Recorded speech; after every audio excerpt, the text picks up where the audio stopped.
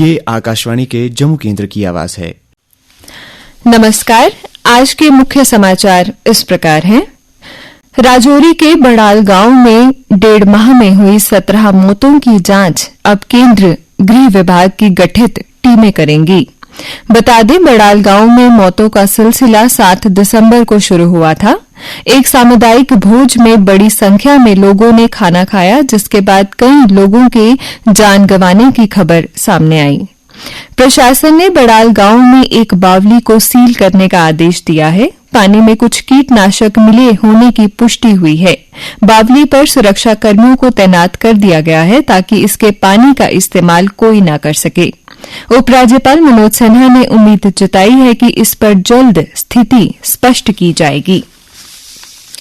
Donald Trump आज America के 47वें राष्ट्रपति के रूप में शपथ लेंगे। राष्ट्रपति के तौर पर ये उनका दूसरा कार्यकाल होगा।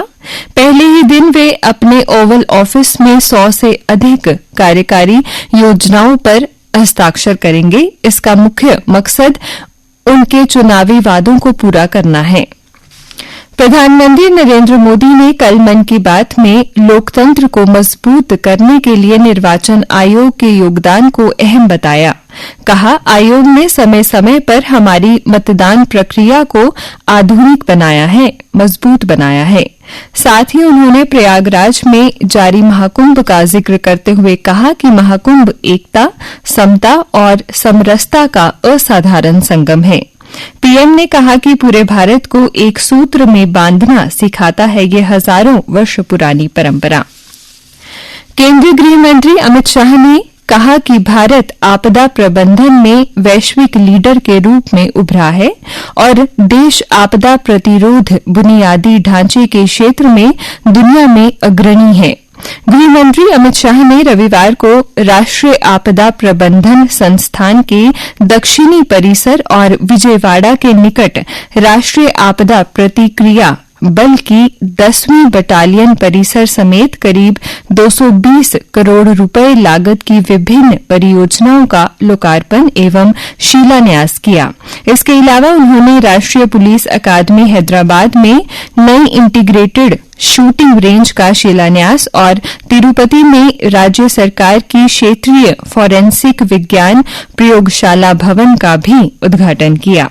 लोगों को संबोधित करते हुए उन्होंने कहा कि एनडीआरएफ ने एक संस्था के तौर पर बहुत कम समय में न सिर्फ भारत बल्कि पूरी दुनिया में अपना एक अलग स्थान बनाने का काम किया है। भारतीय रेलवे ने रविवार को कटरा और बड़गाम रेलवे स्टेशनों के बीच 18 एसी बोगियों वाली ट्रेन का 110 किलोमीटर प्रति घंटे की रफ्तार से सफल ट्रायल किया।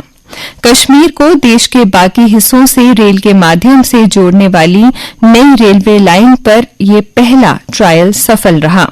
अब कश्मीर तक ट्रेन पहुंचने का सफर साफ हो गया है। प्रधानमंत्री नरेंद्र मोदी किसी भी समय इस रूट पर ट्रेन को हरी झंडी दिखा सकते हैं। उत्तरी कश्मीर के सोपोर में रविवार देर शाम हुई मुठभेड़ में सुरक्षा बलों ने एक आतंकी को मार गिराया। 2 अन्य आतंकी घेरे में फंसे हुए हैं। उन्हें मार गिराने के लिए बड़े पैमाने पर अभियान देर रात तक जारी रहा। अतिरिक्त सुरक्षा बलों की क्षेत्र में तैनाती कर दी गई है। गणतंत्र दिवस के मद्देनजर कश्मीर में सुरक्षा के कड़े प्रबंध हैं। बता दें, नए वर्ष की ये पहली मुठभेड़ है। उपराज्यपाल मनोज सिन्हा ने स्टेट ऑर्गन और टिश्यू ट्रांसप्लांट ऑर्गेनाइजेशन से उनका नाम भी दानदाताओं की सूची में शामिल करने का आग्रह किया है। उन्होंने अंगदान को जीवन का आदर्श बताते हुए सभी से इसके लिए आगे आने की अपील की। वे गुलशन ग्राउंड के पुलिस सभागार में भारतीय जैन संगठन जम्मू कश्मीर की ओर से आयोजित समारोह में मौजूद थे।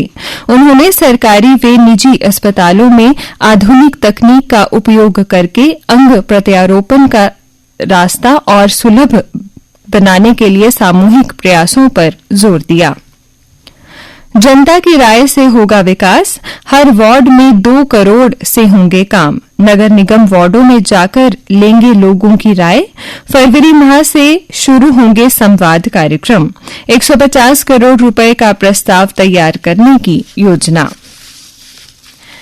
वर्तमान में मां वैष्णो देवी का दर्शन करने को आने वाले श्रद्धालुओं की संख्या में कमी के कारण प्राचीन गुफा बीच बीच में खोली जा रही है। इससे श्रद्धालुओं में उत्साह देखने को मिल रहा है।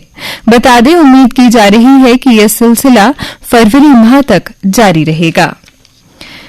भारत का वर्तमान आर्थिक माहौल निजी निवेश के लिए अनुकूल है, क्योंकि चुनौतीपूर्ण वैश्विक स्थिति के बीच देश एक उज्जवल स्थान के रूप में उभर रहा है। उद्योग मंडल भारतीय उद्योग परिसंघ यानी CII के एक सर्वे में दावा किया गया है कि करीब 97% कंपनियां 2024-25 और 2025-26 में रोजगार बढ़ाना चाहती हैं। वहीं 79% कंपनियों ने पिछले 3 वर्षों में अधिक लोगों को रोजगार देने की बात कही है। अब कुछ अन्य समाचारों के साथ मेरे सहयोगी योगेश्वर। धन्यवाद महेश्वरी। जम्मू कश्मीर की सरकारी बसों में सफर करते हुए अगर आपके पास कैश नहीं तो घबराने की जरूरत नहीं है। यात्री जल्द ही बिना कैश के भी सफर कर सकेंगे। गूगल पे, फोन पे, भीम ऐप सहित अन्य UPI ऐप्स की मदद से किराए का भुगतान किया जा सकेगा। इसके लिए बसों में जल्द ही QR कोड की सुविधा होगी। जिला उपायुक्त राकेश मिन्हास के दिशा निर्देश पर स्वास्थ्य विभाग के BMO डॉक्टर स्वामी शरण अंजल की देखरेख में छन्नरोडिया में 70 वर्ष से अधिक आयु के लोगों के लिए वय वंदना आयुष्मान योजना के तहत पंजीकरण शिविर का आयोजन किया गया। बरनोटी ब्लॉक में ऑल जम्मू कश्मीर पंचायत सचिव एसोसिएशन के जिला अध्यक्ष पद को लेकर रविवार को चुनाव करवाया गया। इसमें बहुमत के साथ रोशन शर्मा को जिला अध्यक्ष चुन लिया गया। चुनाव प्रक्रिया में जिला के 19 ब्लॉक के सचिवों ने भाग लिया। असम के पुलिस महानिदेशक ज्ञानेंद्र प्रताप सिंह को केंद्रीय रिजर्व पुलिस बल CRPF का महानिदेशक नियुक्त किया गया। बता दें, ज्ञानेंद्र प्रताप सिंह असम मेघालय काडर के 1991 बैच के IPS अधिकारी हैं। भारतीय जनसंचार संस्थान के उत्तर क्षेत्रीय कैंपस जम्मू में बनतालाब सहित 10 किलोमीटर क्षेत्र में सामुदायिक रेडियो की धुन सुनाई देगी। मार्च तक रेडियो को शुरू करने की योजना है, जिसके लिए लाइसेंस IIMC को मिल गया है। सामुदायिक रेडियो के माध्यम से डुग्गर प्रदेश की समृद्ध लोक संस्कृति को बढ़ावा दिया जाएगा तथा सामुदायिक स्तर पर लोगों के लिए स्वास्थ्य व कृषि से जुड़े कार्यक्रमों का भी प्रसारण होगा। खेल समाचार। अंडर 19 T20 विश्व कप के खिताब बचाने उतरी भारतीय टीम ने अपने पहले मुकाबले में वेस्टइंडीज को 9 विकेट से रौंदा। भारतीय गेंदबाजों की शानदार गेंदबाजी के आगे केवल 44 रन पर ढेर हुई वेस्टइंडीज की टीम। भारत ने पहले खो खो विश्व कप में महिला और पुरुष दोनों वर्गों में चैंपियन बनकर इतिहास रच दिया। महिला वर्ग में टीम ने नेपाल को 78-40 से हराया, जबकि पुरुष टीम ने नेपाल को ही 54-36 से पराजित किया। नोवाक जोकोविक और कार्लोस अल्कारेज की पहली बार ग्रैंड स्लैम में क्वार्टर फाइनल में होगी टक्कर। बता दें, 10वीं बार ग्रैंड स्लैम के अंतिम 8 में पहुंचे कार्लोस अल्कारेज। IPL मेगा नीलामी में 27 करोड़ रुपए में बिके सबसे महंगे खिलाड़ी ऋषभ पंत आगामी सत्र में लखनऊ सुपर जायंट्स के कप्तान होंगे। आइए अब आपको मौसम का भी हाल सुना दें। 3 दिन बदला रहेगा मौसम, 22-23 को वर्षा बर्फबारी के आसार। वहीं मौसम विज्ञान केंद्र के अनुसार आज कुछ हिस्सों में बारिश व बर्फबारी हो सकती है।